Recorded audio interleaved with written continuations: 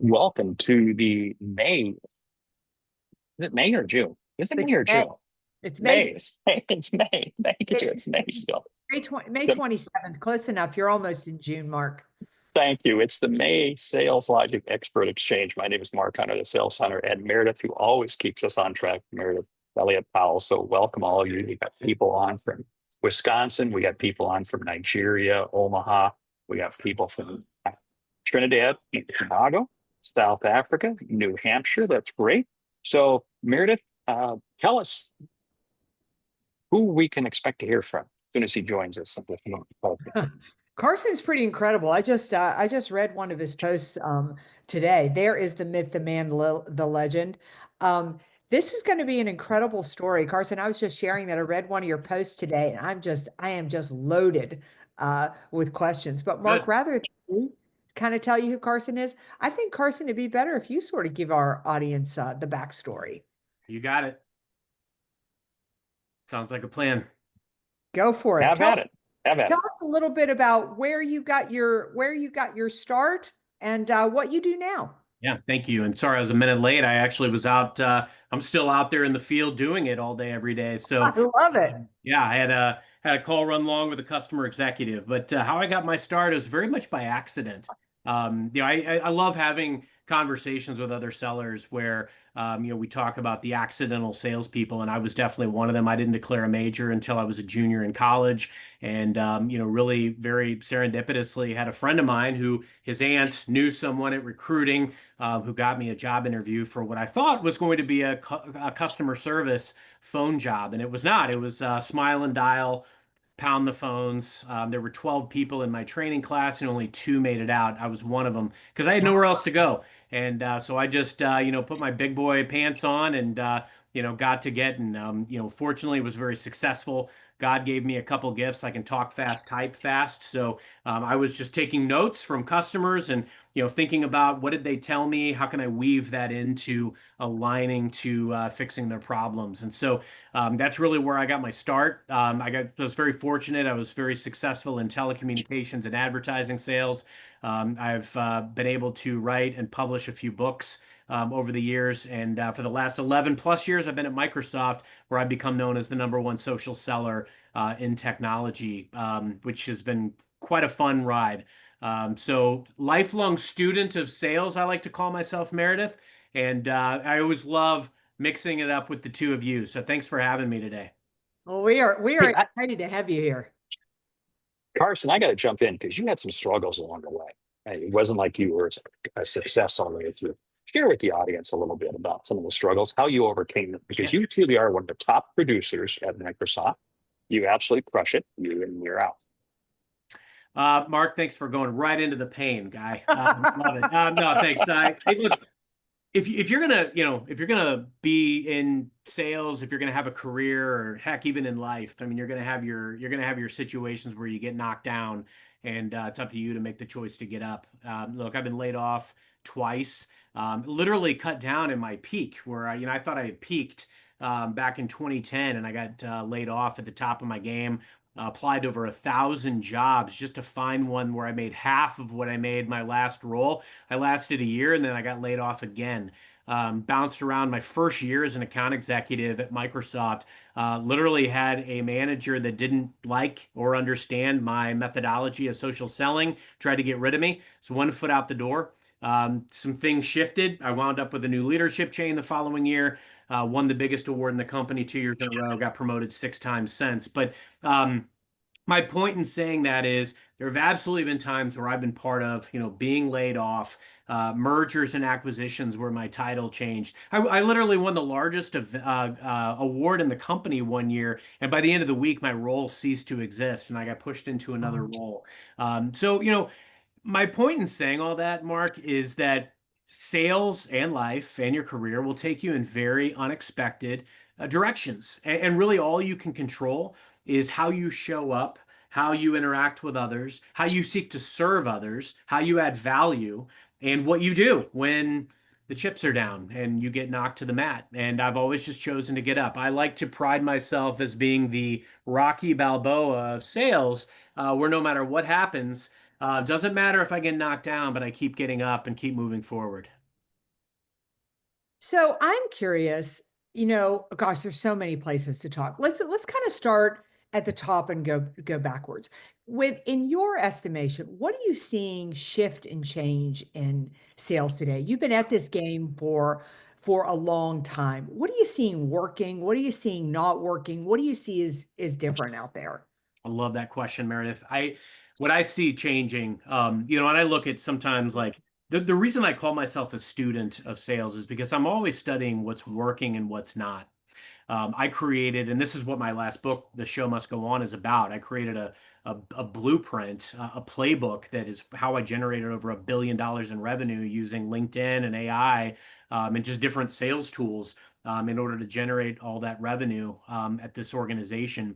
It's about prospecting to negotiation to closing the deals, but also personal brand and how we control the controllables. And so what I see changing is the playing field. What tools are available to us, how buyers react and respond, how they arm themselves. Buyers are more educated now than ever before. They have such a data-driven approach that they know so much they need us differently. Which is all the more reason why it's critical that we earn the right to be the trusted advisor with our potential buyer, and we can create an enduring relationship. But you got to be careful because what's also changing is the tech, the tools. It's so easy to reach out to customers. So you're also seeing more noise than ever before. I talked to a customer executive not long ago, and they're telling me, look, I get 1,000 emails a month from salespeople. I don't read them. Yeah. So the challenge to us is how do we stand out amidst all that noise? I'm absolutely using AI and tech, but I'm using them very differently than most people. I'm using them to write subject lines to email that will maximize my open rate. It's all in the prompts. I don't use it to write blind prospecting mail that talks about how great my products are. Anybody can do that. And believe me, if anybody can do it, then probably everybody's doing it, and it's the least effective thing to be doing as a salesperson. So I'm leaning into what is changing, but I'm also using it to inform myself better. I read The Jolt Effect by Matt Dixon and Ted McKenna a couple years ago. And what I loved about that book and how it changed my mindset was that it's all about fear of messing up, not fear of missing out, as we've always kind of trained our brains to think. And if I can realize that I need to go out and create this executive relationship. I need to understand what does this executive want their legacy to be? What's the biggest problems that they're trying to solve for? And then how can I uniquely add value and how can my company uniquely add value to that organization or that person to empower that transformation? That is what's going to de-risk their decision to work with me. And if I use that at the heart of everything that I do, that is ultimately what's going to give me the highest probability of success. And so I think what's changing, the playing field's changing, how customers want to engage us is changing, the data is changing, the AI and the tools are changing, but what's not changing is that it's still all about relationships. It's all about building a foundation of trust and transparency with customers, and it's all about keeping people and process at the heart of everything that we do. There's two things I want to unpack there, and that is you work for an AI company, and not an AI company, but very much embraces AI. And you're saying that you use it to help you, but it's not controlling. And it's about personal relationships. How do you find the time to have those personal relationships, to be able to create those conversations? I have more time than ever now, thanks to AI, Mark, because I'm leveraging it to do a lot of the stuff that I might have taken a long time to do before. I'll give you some examples.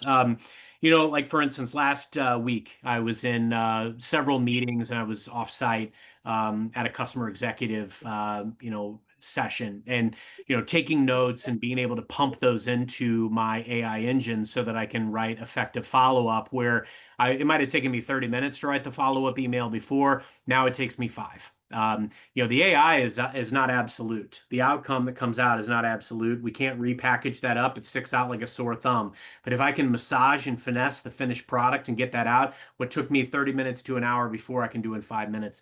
I broadcast an event today. I create a lot of my own homegrown webinars and newsletters as a seller and as a sales leader. And then furthermore, one of my biggest philosophies is build a community around what you do. The fact that I became the #1 social seller at Microsoft was actually almost like there was no probability of that ever happening. On paper, I am not a prototypical technology seller. But what I started doing is I played the odds. And I also built community around what we did. I built up a large book of contacts from people that had opted into being contacted, marketing leads, doing events, building my own homegrown materials so that I could passively educate my audience, and then they could engage when they wanted to. But I'm always prospecting. I'm always going out and creating new dialogue. And so, where I think you have to create the time, as Jeb Blunt talks about, like that sacred power hour of prospecting, you've got to block your time off for the things and the activities that really matter, but also look for the ways that you can leverage the tech and even the AI to do more and to do things effectively. I broadcasted an event today. I plugged the registration link into my AI engine. It's all in the prompts. I said, write an attention grabbing post, write an attention grabbing email, the subject line that will maximize open rates, and a message body that will maximize registrations for this event. And then I can get it out to the masses. I've got a book that I built from a few hundred leads about a year and a half ago when I took over this business to 20,000 leads that I have today. And so doing things like that, finding the right ways to work very focused and at scale kind of brings that balance. But that is what really enhances my productivity, maximizing the usage of the tools. What do you think? What do you think the percentage of salespeople today that have really embraced AI and started to use it? I think embracing it and using it the right way is probably a different answer, Meredith, but that's an astute question because I think a lot of folks are dabbling with it. Yeah. But I look at it like, the medical profession. Yeah, I worked for several years supporting healthcare organizations, med device, med tech, and payer provider. And you talk to organizations now, I mean, if we were still clinging to archaic ways of doing surgeries from 20, 30 years ago, as opposed to learning the cutting edge ways, we would be replaced. We would be obsolete as medical professionals. We have to gravitate toward these new tools that help you do it effectively, but you also have to do it right. I think there's a lot of folks that are trying it. I think there's a lot of people that are tinkering. And I mean, I see that out on LinkedIn and I see that in the emails that flood my inbox every day. I mean, a lot of them stick out like a sore thumb. There are a few diamonds in the rough that I think are doing it really, really well. And look, I don't purport to be an expert on any of these things. I mean, some of these things are changing every day. The capabilities, what it can do with images, what it can do with video, what it can do with content, it's changing daily. And it's also learning our style. I play with it to take transcripts that of podcasts that I've been in or meetings that I've been in and use it to write emails in my authentic voice. And I'm just always tinkering with different styles and prompts and ways to leverage it to make me more effective. And I apply it to every stage of my sales process, prospecting, customer ghosted me. Okay, write me an attention grabbing email that where this customer hasn't responded in my last couple of emails that will prompt a response, but that is very respectful and makes it all about me wanting to meet commitments to them. There's ways that you can apply it at every step of your sales process. So I think 50-60% of salespeople are probably at least tinkering. Let's say 5 to 10% of that are using it effectively, really effectively. That is huge. And you've used the word prompting a number of times because I think that's so key. What's helped you become more skillful at knowing what to prompt? Think about where you're having challenges in every step of your sales process. When I take a balcony view of my approach and also my outcomes and my results, I look at areas of my process. Results are not the end all be all, but what they are is they will point you to where there might be a gap in your process. So, when I meet with my team or when I'm prospecting myself or, when I'm thinking to myself, hey, I'll give you an example. My team supports 462 customer organizations in North America. Okay. And I worked with my team to basically ascertain, hey, of your customers, which ones would you say you have little to no relationships outside of procurement and IT, like mid-level IT? These are important relationships, but we really got to get to the board. We got to get to the C-suite. And so they gave me their list. There was about 150 that they highlighted.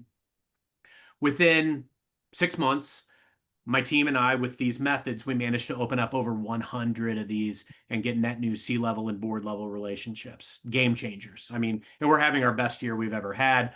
My team is the top in the world of its kind. And it's not a coincidence. It's because of the processes that we're putting into place. So Mark, when I think about the prompts, I think about, I plug in like a customer's web address and I'll say, write me based on this customer's web address and their mission, their, top priorities, any news articles that you can find on them, write me an email that I could send to their C-level executives or their board level executives, that will also articulate how and why we would be a unique and valuable partner. It's thinking outside the box. It isn't just write a prospecting email to this customer about why XYZ product would be a good fit. I don't even mention products. In fact, if anything, I go the opposite direction of what I think everybody else is doing. I don't know if you guys are Seinfeld fans. I'm a huge Seinfeld fan. My favorite episode is the opposite, where George Costanza decides to do the opposite of every inclination he's ever had. Sometimes as sellers, we need to do that. We need to get out of comfortable ways of failing or comfortable ways of mediocrity. I like to call them. We've got to lean into the uncomfortable and build the new muscle. And so what I'll often try to do is, okay, how can I show up in a way that this customer may not be expecting? They have a process just like we do. Often their process is either ignoring or drowning us out with all the rest of the noise. So a lot of times I gear my prompts toward, helping to stand out amongst that noise, but write an email that is very specifically aligned to how we can add or I can add very unique value for this individual customer. And frankly, where I've gotten the most of my meetings has been talking about resources that they're entitled to, as opposed to talking about products or talking about outcomes that we're already driving. So storytelling about outcomes that we're already driving with other organizations that are similar to theirs. Or, go one step farther. I can see their LinkedIn profile. I can see what they care about. And I can talk very specifically to things that are aligned there. One of my favorite questions I ever ask executives is, what do you want your legacy to be in this organization? And then if you can help find that, or you can unlock some of the answers to the problems that they're having in their day-to-day, those are the types of things that help you forge the relationship that will eventually lead to a deal. Talk a little bit about social selling. Something that was just thought of as big no-no a few years ago that seems to have become the way to really find prospects, engage with prospects, learn about prospects. Talk to us a little bit about what your social selling strategy is. I have three big controllables, Meredith, in my social selling strategy: the quality of my message, the quantity of my outreach, and my consistency of execution over time. Those three are mission critical. So when I talk about the quality of message, and I think about the different mediums, you got to go where your customers are, right? A lot of mine are on LinkedIn. I remember years ago, our president, she would say, like, hey, we got to get into these other rooms of the house. We got to get these other line of business relationships. And I would always think to myself, a lot of these folks are out on LinkedIn, so let me go out there. So the biggest deal I ever signed here, it was a 9-figure deal. This customer was actually going to go with a competitor, but I just so happened I reached out to over 500 people in that organization that were director and above. I got a meeting with the president on day 2 in the job, got into his office the following week, brought him a copy of my CEO's book, highlighted some passages from pages 88 through 92 that I felt would resonate with him based on where I knew they were looking to go as an organization. And it worked. But that doesn't happen and also what doesn't happen is that the following year we did a briefing, and through the art of the possible, every module, they were like, hey, well, if this works out, we'll introduce you to this person or that person, this C-level, that person. I already knew them. I'd already met them on LinkedIn. And that's why the quantity is important. We want to build a groundswell of influence with our prospecting, with our social selling. It isn't enough to just go out and get that one C-level relationship, or to just have like those 3 to 5 conversations that we're having in an organization. I like to leave nothing to chance. That was a 2-year deal cycle. And there were 7 C-level changes throughout the course of that time. And so if I put all my eggs in the basket of one executive and then they leave, guess what? We're back to ground zero. And that didn't happen to my team and I, thankfully, because of that quantity. We talked a little bit about the quality of outreach before, but you've got to be very intentional about the value that you can bring to someone. And that's not just the value that your organization can bring. There's resources and there's training and there's skilling and there's things like that I can bring from that vantage point. But there's also the personal value that I can bring someone. I've been here 11 years. I know a lot of people. And in fact, in the organization that I'm in today, I can be a conduit to greater Microsoft because I've presented to the CEO and the senior leadership team. And I've also know a lot of our senior executives elsewhere. And if I can bring one of them in to impact an outcome with one of my customer organization executives today, I will do that. And so that's unique value that I know I can bring to that organization. Our tribal knowledge is value for our customers. Those levers that we can pull to bring more resources and more investment and more value to our customers is the value, the unique value that you bring. And then lastly, it's the consistency of execution. When I think about social selling, I think about all the ways that you can go out and create relationships and dialogue. I managed to get a CEO meeting that nobody could ever get because I commented on this executive's posts every day on LinkedIn for 6 months. He was a very prolific poster. I commented on his posts every day for 6 months while he was a chief operating officer. We even exchanged book recommendations. In fact, I recommended to him Winning and Relentless by Tim Grover, who used to train Michael Jordan. And lo and behold, he liked that book recommendation so much that he got Tim Grover to fly out and do their keynote for their sales event. But I digress. What was powerful about this was I commented on these posts every day for 6 months. He got promoted to CEO when their CEO took another role, and I managed to reach out, got this meeting. Their employees were shocked. They couldn't believe that I got this meeting. He never met with vendors, but he met with me and with my team because he knew who I was.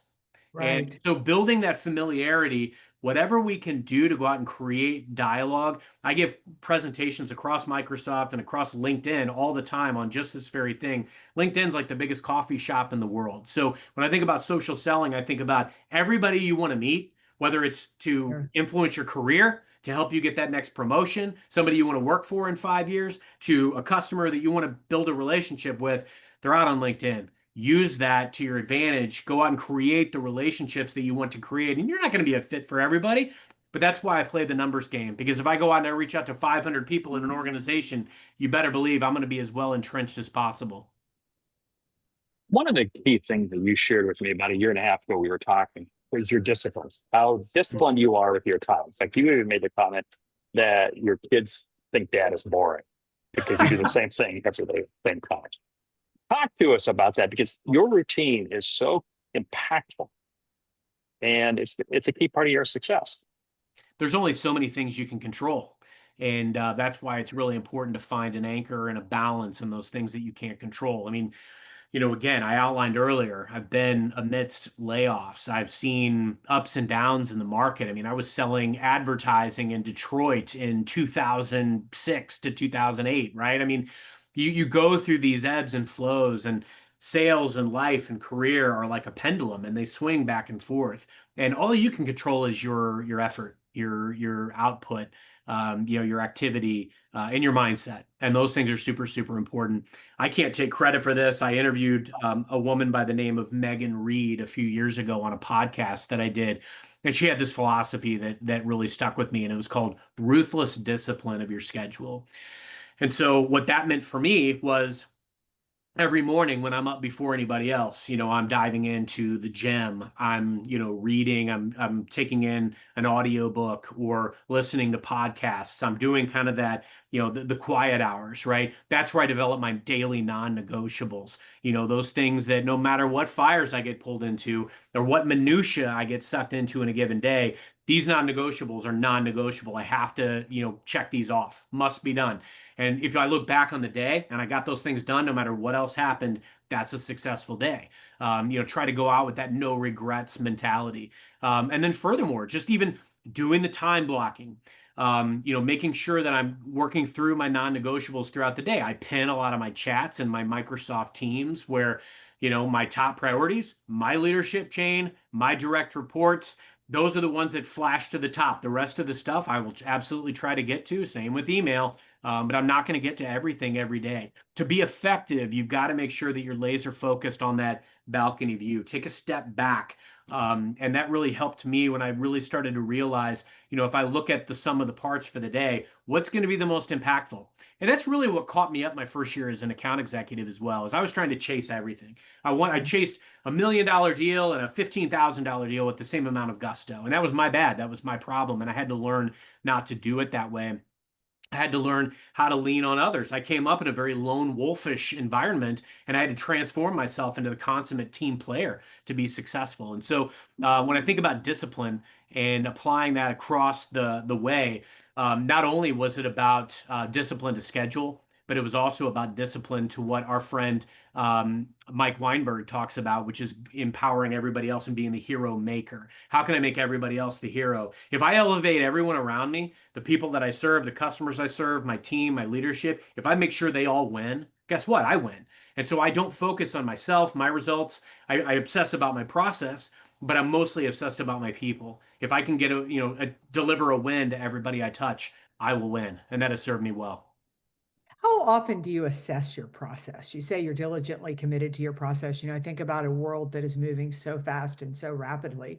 I think about my own sales process and how much I have to update it and change it and what's working and what isn't. So what is your kind of thought around your process around that way? It's an awesome question. Yeah, I think it requires regular calibration for sure. I don't know.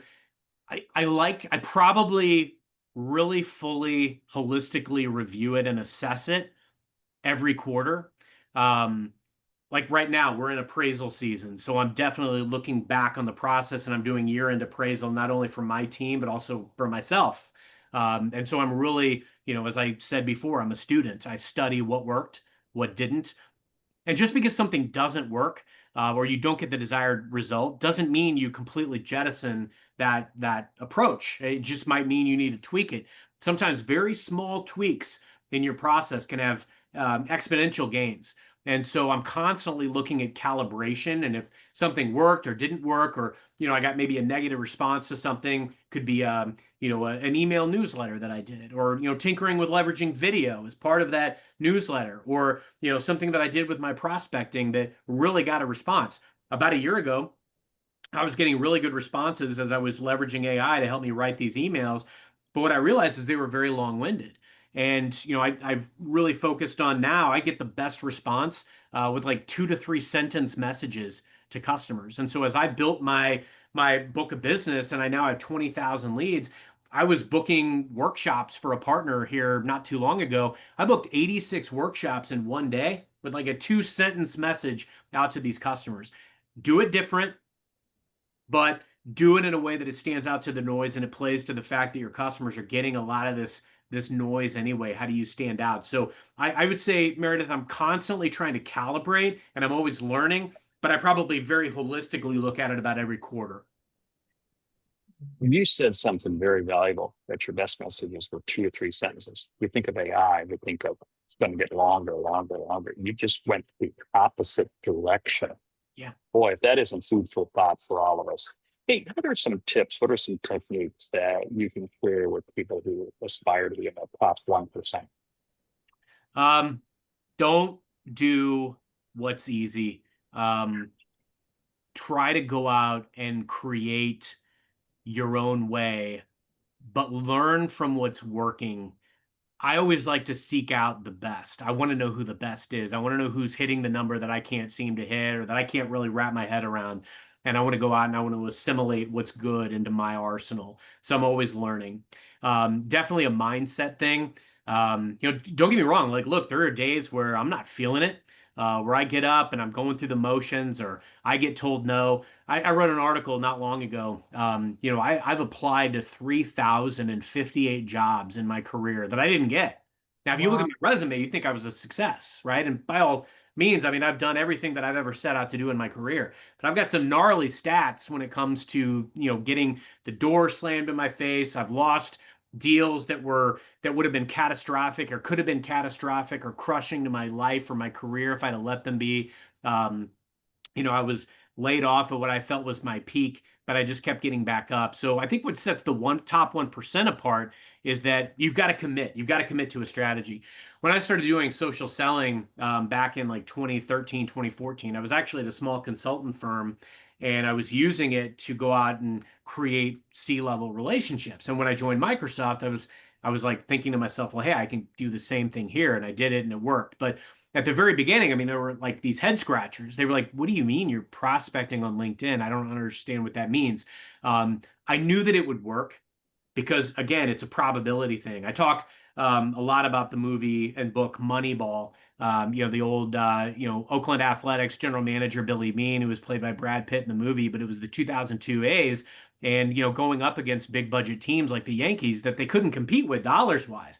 But what they did is they made data-driven decisions, and they went out and they signed ball players that could just flat out get on base. They went with the stats, they went with the metrics. Sometimes you got to take the emotion out of it and go with the data.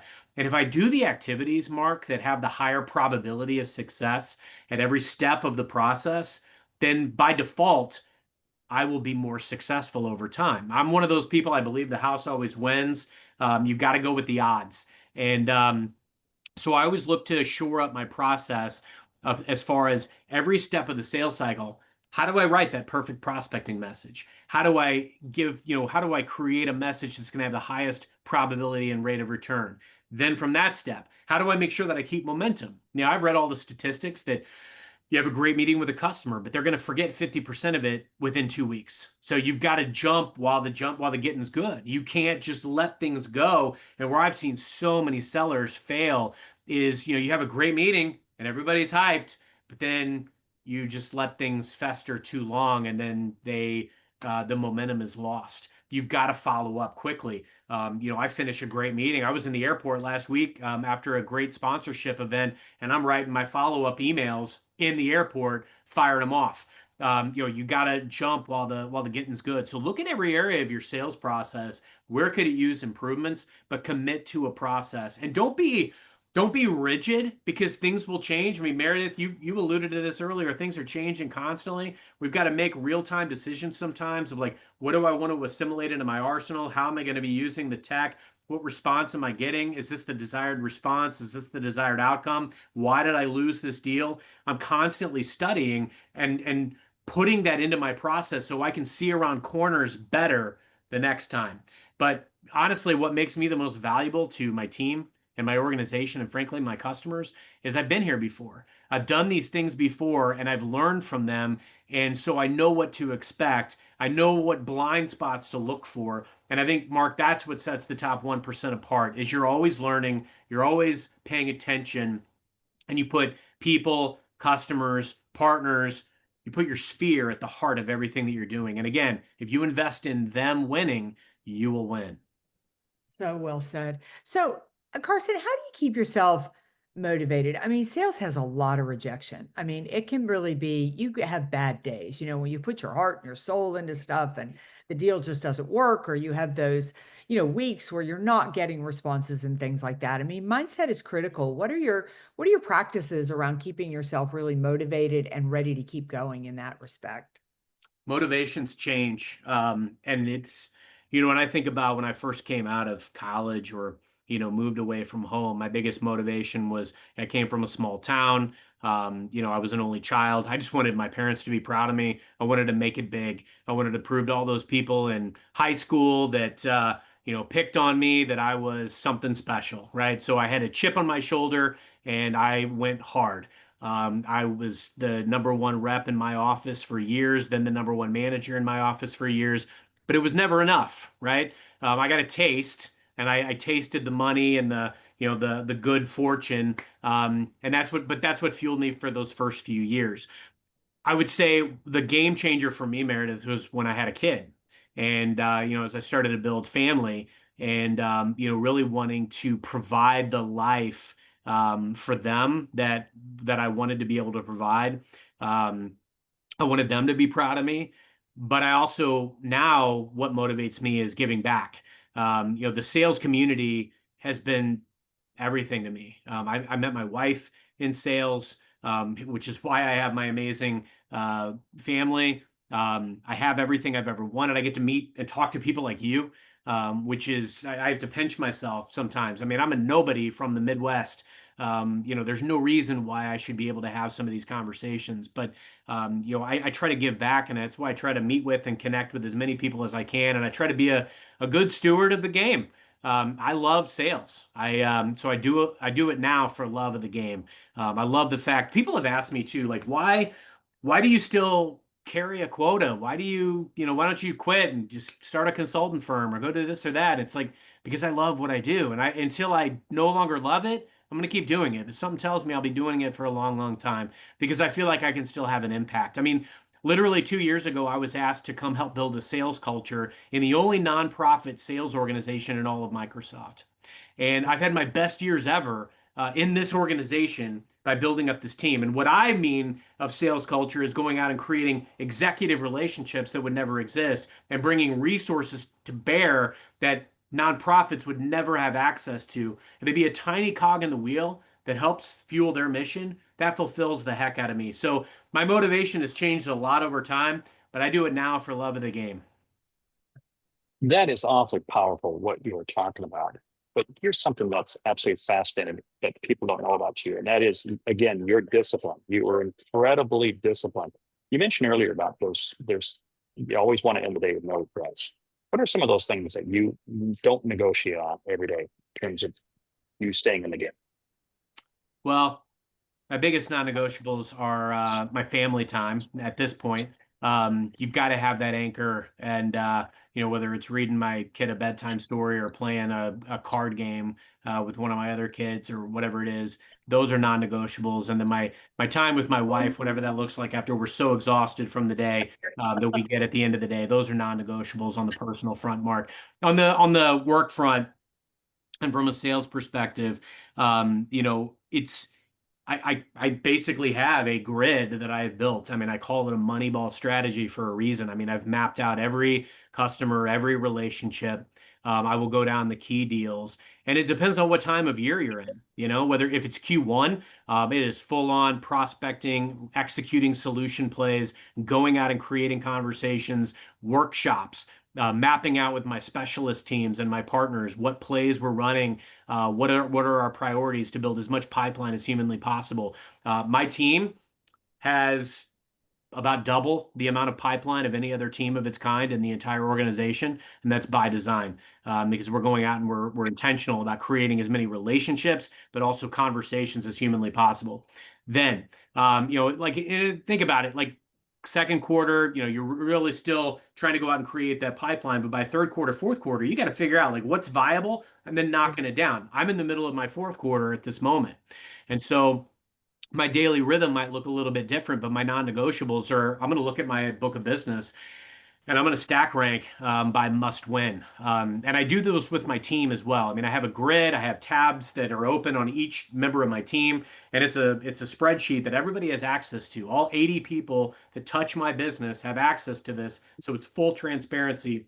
And whether I'm doing a one-on-one or a team meeting and I'm bringing all these folks together, my non-negotiable here, Mark, is all about looking at, okay, what are the must-win deals? What's the next step on this must-win deal today? Did I do it? If there's an activity, whether it's ping a partner, ping a customer, is the customer ghosting us? I need to send a message to them to make sure that they understand that it's critical that we talk today based on the milestones that we've set out together or the timelines that they've armed me with, whatever it is, make it about them, but keep things moving. And once I'm done with that, go down to the next and then the next. I go down my critical book of business on a daily basis to look at how can I impact and influence this deal or this relationship today.